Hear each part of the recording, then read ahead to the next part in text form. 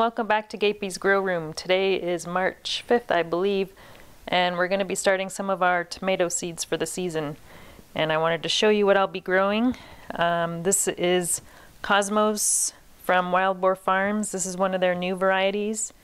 And I've also got another one, Painted Lady, from Wild Boar Farms, which is another new variety for them this year.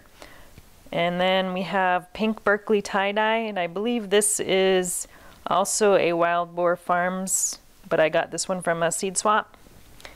And then we have Blue Beauty. I've grown Black Beauty before, but I did grow Blue Beauty last year, but it didn't do very well, so I'm going to give it another try. And this one is from Freckles and Sprouts on Instagram. And then I've also got Mortgage Lifter, and I got this from another seed swap. And then we have San Marzano Plum, and I've grown this one several times before. It's a great paste tomato for sauces. And then we've got Tiger Pear. That's a determinate variety, I believe, so I'm going to be growing that one in the greenhouse. And then we have Fortunia. This is a large sauce tomato. It's an Italian paste that I got from the Modern Day Settler. And then we have Garden Peach, one I haven't grown before. And then we've got Pork Chop, another one I haven't grown before, but I've heard really good things about it.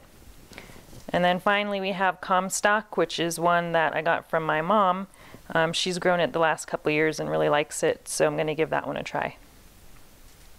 Alright, let's get started and I'll show you how I do it. Alright, so I'm going to be putting some seed starting mix in this container, and I'm using Jiffy. Jiffy is the brand that I normally use. So this is a very dry mix, so we'll need to add some water to moisten it up. I'm just going to fill up this container. That's probably good enough. One thing I don't like about Jiffy is it does dry out pretty fast. So what I'm going to try for the first time this year is adding some perlite.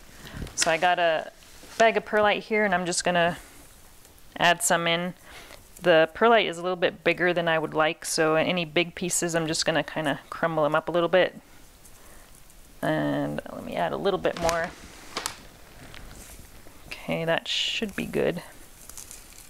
So it breaks up pretty easily just by crushing it in your fingers. Alright, I'm going to go ahead and add some water now, and this is warm water. And we'll just add a little bit at a time. And I've got a little, you can use your hands, or I've got this little fork here to mix it up. You don't want it soaking wet, but just enough that it kind of holds together a little bit. I'm actually going to add a little bit more perlite here.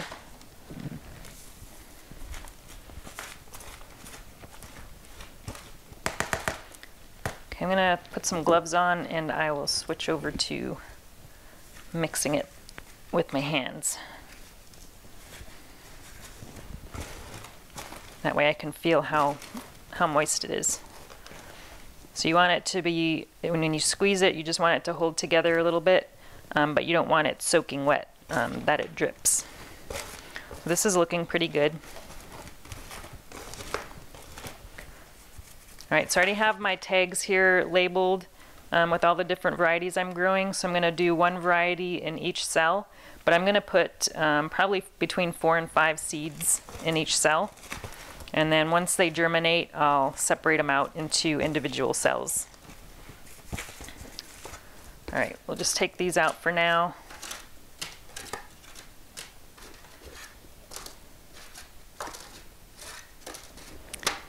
And we're going to fill up each cell. You want to pack it down, not too tight, but just a little bit, just so that there's, you know that it's filled to the bottom. Okay, now we want to make some holes in here, and I'm going to use a toothpick. You can use a pencil or whatever. Actually, let me use a pencil. It's a little bit wider. So I'm going to do 5 holes. One in each corner and then one in the middle, and I'm just going to do it about a half inch deep. Should be good enough. Alright, So let's grab the tag first. This is the Painted Lady. So I'm going to grab the Painted Lady, which is one of the Wild Boar Farms, right here. And we'll take out 5 seeds. There's 4. All right. So we'll just put 1 in each hole.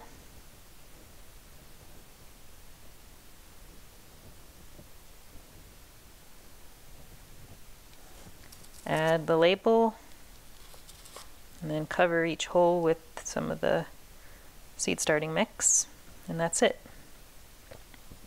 1 down, and we've got several more to go.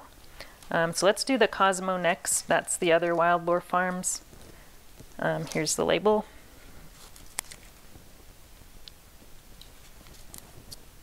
If they don't go all the way down in the hole, just push it down with the pencil. Okay, we'll do the Pink Berkeley tie-dye next. So this one I only actually have 4 seeds of this one, so we don't need 5 holes. So I'm going to cover up one of those holes.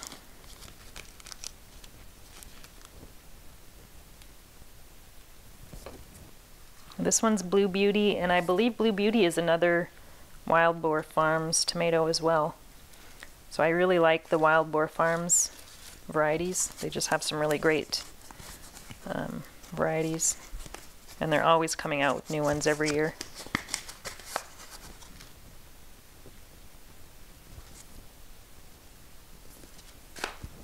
Okay, we'll do Fortunia next.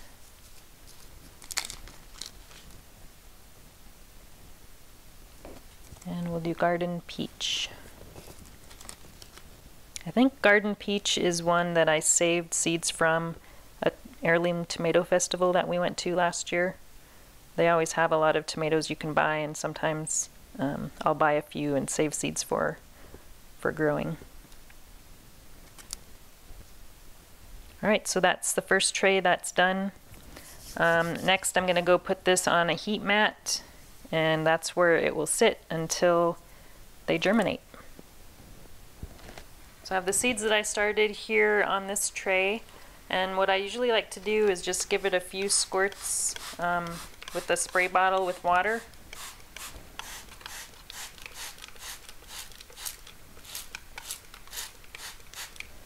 And then I've got a little plastic dome that I'll put over the top to keep the moisture in there.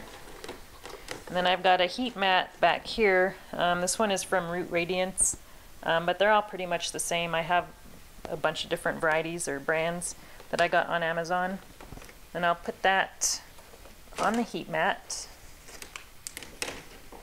And the heat mat, I really recommend that you get a thermometer or a thermostat for your heat mat. They don't all come with one, but I highly recommend it because these can get super hot.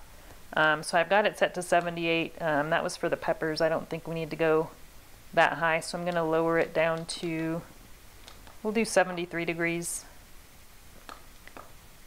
Alright, and then don't forget to put the little probe in there, which I almost forgot to do. So we'll just put it here.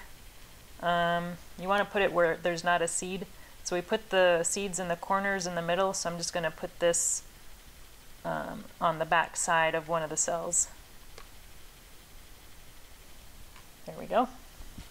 And we'll put the dome back on. And I'm going to cover it with a blanket, and that will also help keep the heat in, and also it'll keep it in the dark. And I'll check on it twice a day until they germinate, and as soon as they germinate we want to get them under the light so they don't get leggy. Alright, that's it for starting tomatoes. Thanks for watching, and we'll talk to you again soon.